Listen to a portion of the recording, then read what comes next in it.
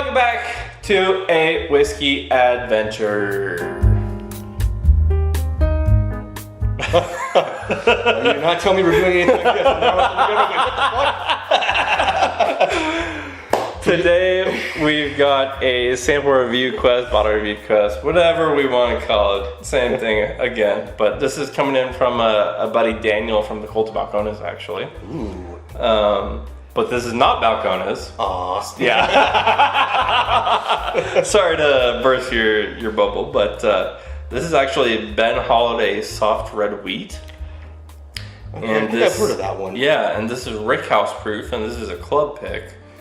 So this is coming in at 7 years and 126.9 proof. So there's been quite a bit of hype around this Ben Holladay stuff, the red wheat and everything like that. So I've been very excited to get into this. So these have been sitting for 5-10 minutes. So let's see what we got here. It smells like bourbon. Mm-hmm. A little bit, quite a bit grassy actually. Grassy, sweet. Sweetie? Aww. Yeah. It is Valentine's Day.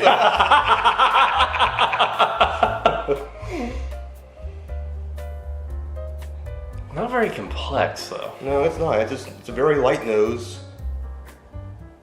It does not smell 127 or whatever. Well, 126, 126.9, 127. Same thing. Let's be honest.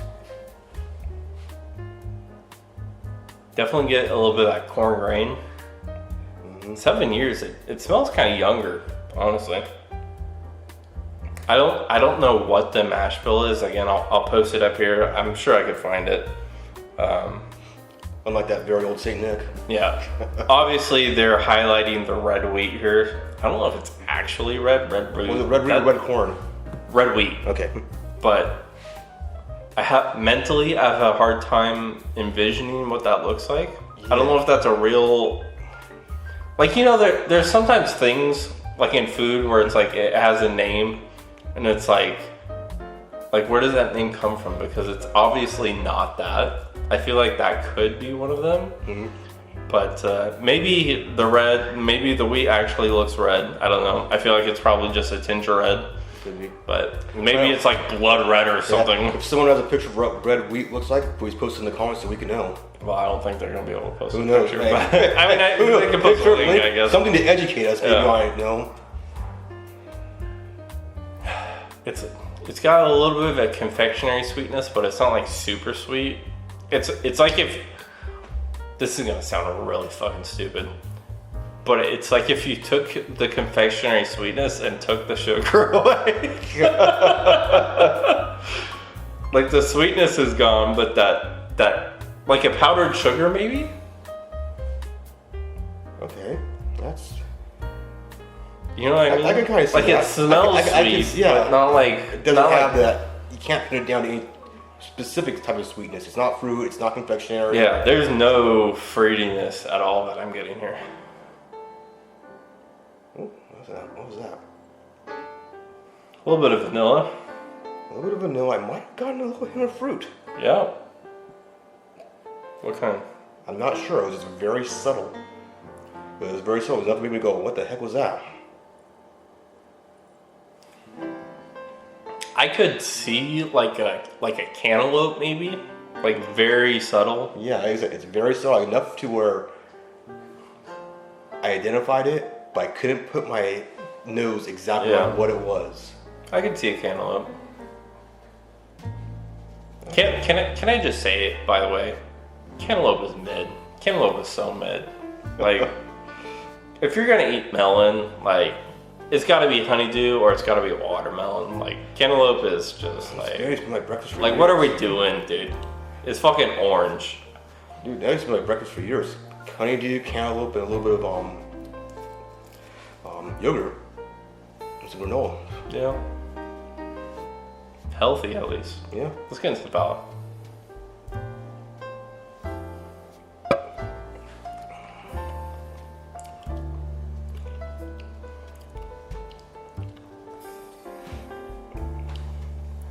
It's kind of the same thing. Yeah, same thing on there. I mean, it does have a little bit of a heat buildup and dissipation on it. Yeah, I mean, again, 127 Higher proof. proof, so. We're getting up there, you know. 126.9 is. Wait, I'm gonna do 120. Wait, fuck this out. I can't do it. 63.45. Not very quick math. It really is not a very complex pour, though. It's not. It's not very complex, but it's also really easy to get into and drink it. It's definitely sweet. I have no clue what percentage of wheat this is, but I feel like it's gotta be it. It's gotta be up there. It's gotta be around 20% at least. You know, it's very weedy. It's not bad. No, it's not. It's actually pretty I good. have no clue what price the Rickhouse version goes for. I know the bottle and bond is like $50, $60. So if I had to guess, maybe around 80, 90, especially since this is a pick. I don't think it's that good. No, it's not. It's not that good to be 80, 90 if you're estimating it to be in that range. Yeah. I mean, probably 70 tops if it's a pick. I knowing what it tastes like, I don't know if I would even buy a bottle, honestly. Again, it's not bad. And that's just our palate's preferences. Your palate will vary. It's just the fact that there's so many great bottles you can get in that price range to where I'm like, sure, I could get it, but like, there's better stuff that I could get, you know? Hidden, overlooked stuff that might actually be surprising. Balcones. Exactly. You know?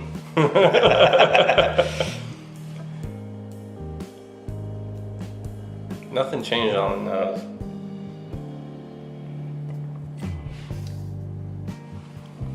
No, not much change. I mean, just the intensity kind of died back a little. Yeah. This reminds me of Screaming Titan, honestly. Like a higher proof Screaming Titan. Yeah. Which again, I mean, to be fair, Screaming Titan is $80. And if this is $80 and this is cast strength, this is way higher proof than Screaming Titan. Yeah. I would grab this all day over Screaming Titan. If you like weeders, this is probably right up your alley. Yeah, I'll keep that in mind. Especially higher proof ones. I'll keep that in mind because I like weeders a lot more. Yeah. So I'm not mad at it. Okay. I'm just saying, as far as it's lacking in complexity, and I feel like for a bourbon, once you're getting into that price range, you should have some complexity. It's not very viscous either, I feel like. No, it's lacking the complexity. Yeah, it's not viscous. It's not thin. And it's not as balanced either. It's just kind of middle of the pack as far as viscosity goes. We're gonna do one more comparison. Okay, go. Cut the video. All right, so again, we're gonna do a standalone review on this bottle eventually. I did pick this up within like the past month or so. Definitely within the past month. But this is Traverse City, and this is a straight wheat whiskey. Ooh. This is 5 years old. This is a total wine pick, single barrel, 58.3%. That is 106.6%. So just to kind of compare it to just a pure wheat whiskey, see what the difference really is. Because this is coming across very wheat forward. Nose is way different.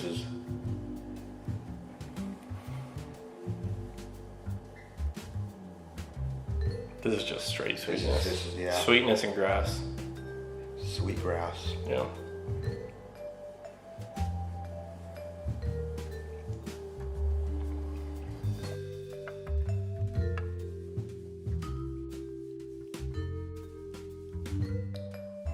is so good.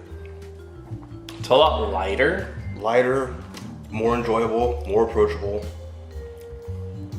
The Ben Holladay is, yeah, right? Yeah, the Ben Holladay is darker, I feel like, in profile. I think you can really tell the difference in the corn.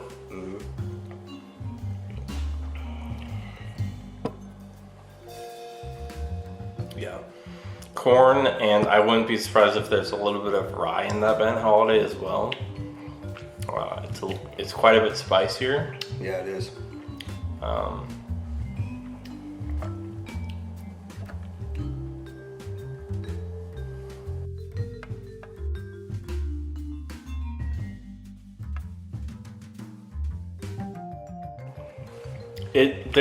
As far as complexity goes, they're not very different. I did grab this one from Total Wine for $60 actually. And I think this one's more balanced. You think so? Yeah. If someone who wants to start getting into, different ones, exploring on there, this is probably a better one to start with. Okay. So the funny thing about this Traverse City bottle is, so I got this from the Carmel Mountain Total Wine in San Diego. And it's really interesting because if you go to the bourbon section at that store, this bottle is $120. But if you go 2 aisles over into the American whiskey section, this is $60. Same exact store, same bottle, half the price.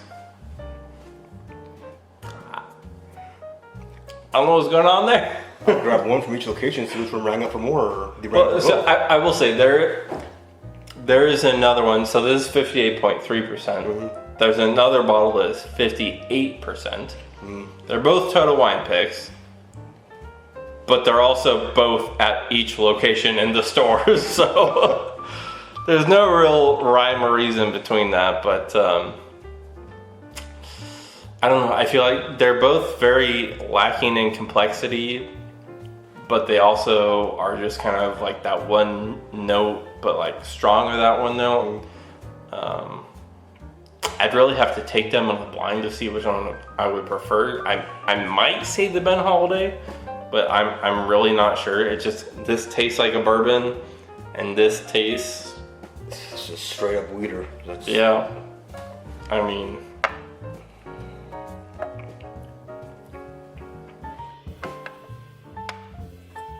It's just sweet.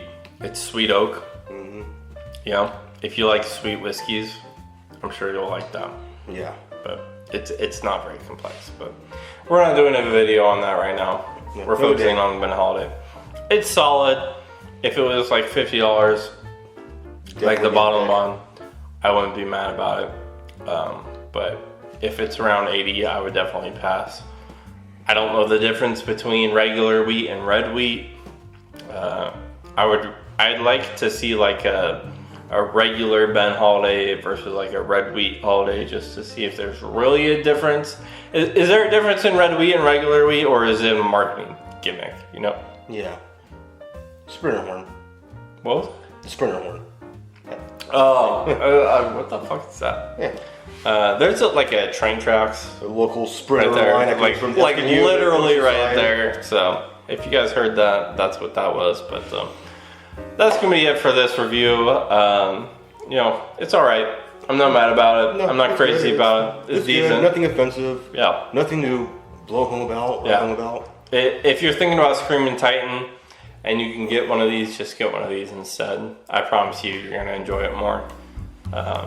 But yeah, if you guys have any requests for us to try out, let us know in the comments down below. We'll try and get a sample or a bottle of it so we can bring a review to you guys.